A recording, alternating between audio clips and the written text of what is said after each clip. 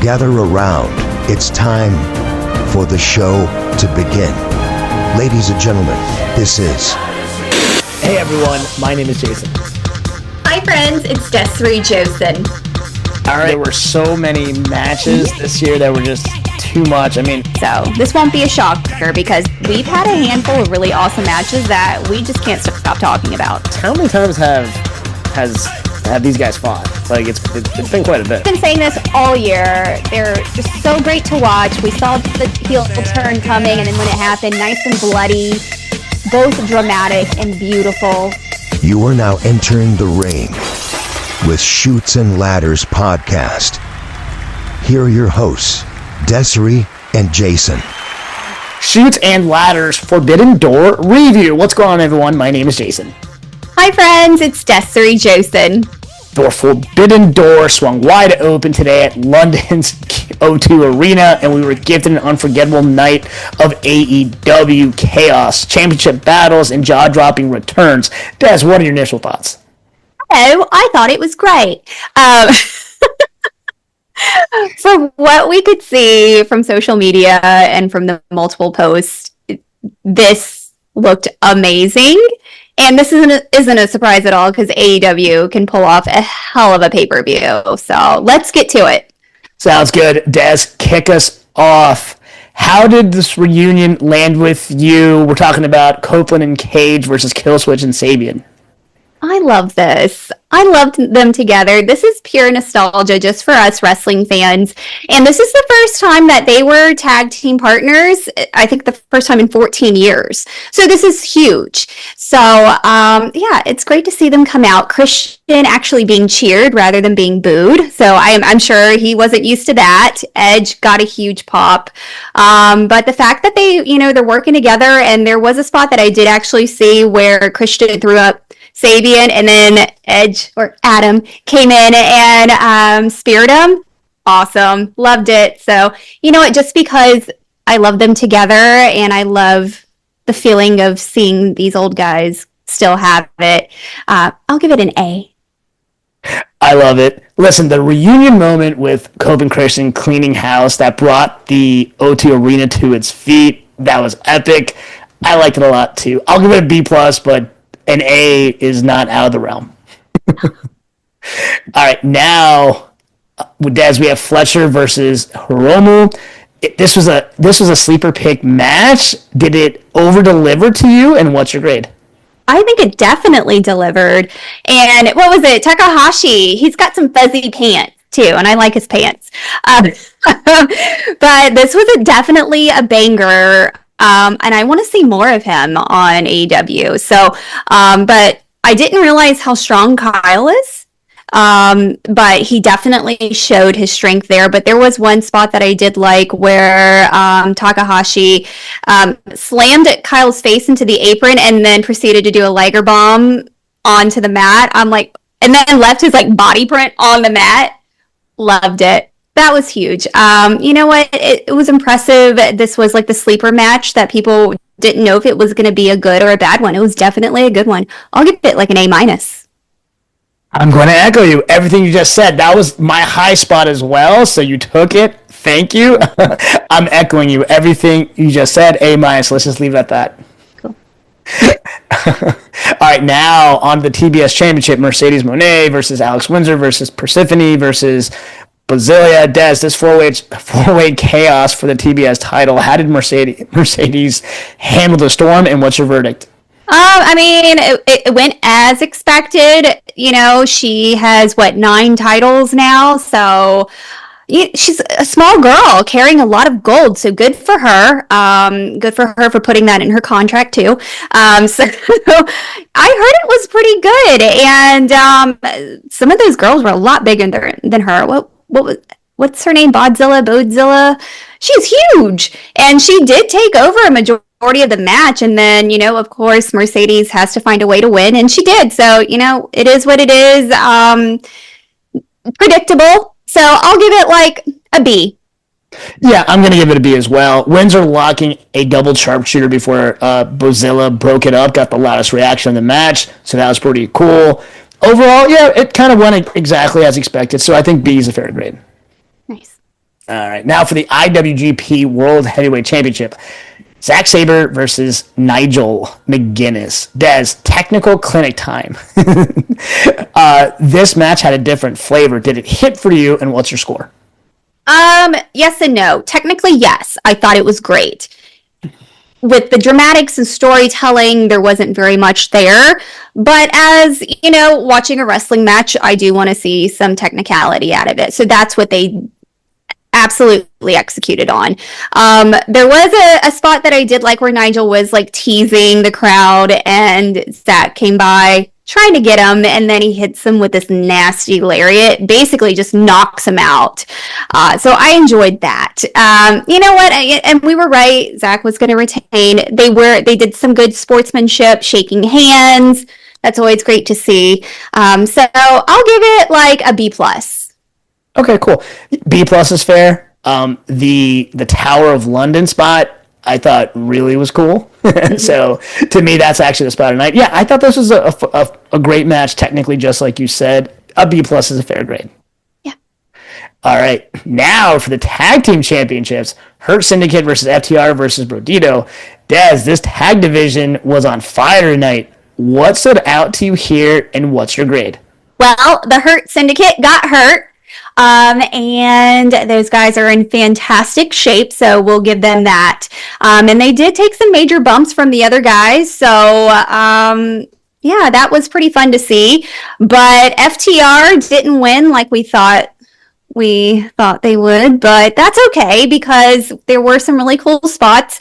Bandito took Dax off of the top rope, suplexed him off onto the ground, and then we got to see Brody hit a suicide dive for him being so big. So it is nice to see him active, knowing basically his faction is no longer. So yeah, it was decent. It was fun to watch, and it kept us on our toes. So I'll give it like a B.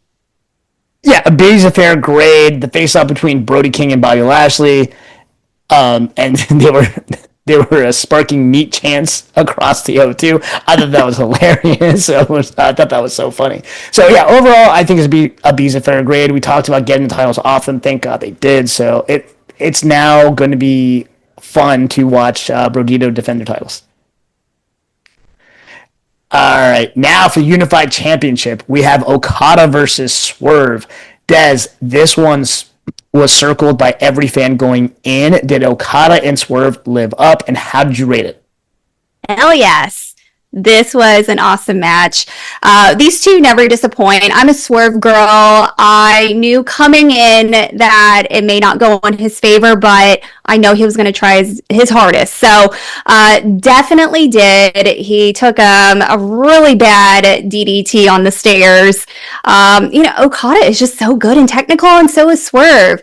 But of course, Okada retained. It is what it is. But we also got to see a little surprise from my man, Wardlow. I am so excited. I'm sorry, but that stole the show. I love Swerve so much, and I hate that he lost, but I think us fans won because we got War Daddy back, and he's joining the Don Callis family, and that faction is stacked if you look at it. So Death Riders, watch out, because the men, and I'm just speaking of Wardlow, and I'm glowing, so I'll give it an A.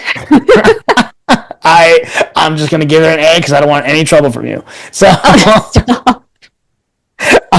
Swerve switching Okada's wrist control and lighting him up with the short arm lariats was the spot of the night for me.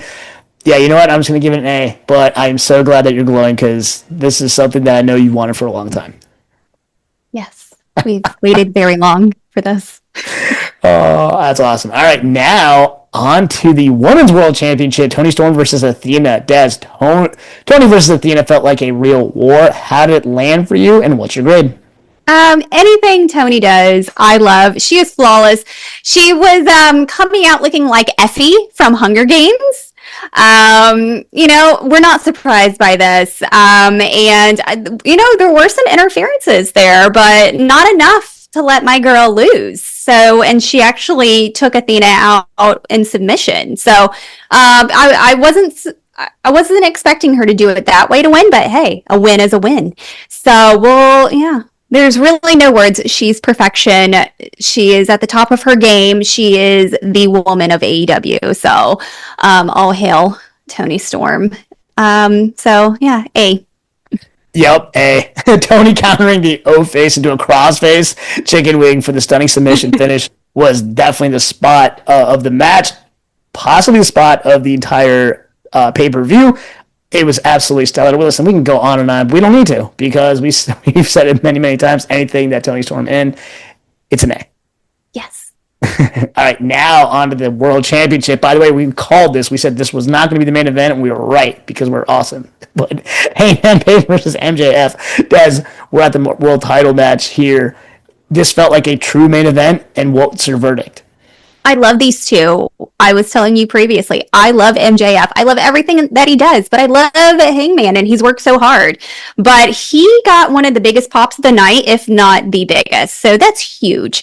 MJF too. But MJF being him, trying to be the slick, sly little bastard that he can be.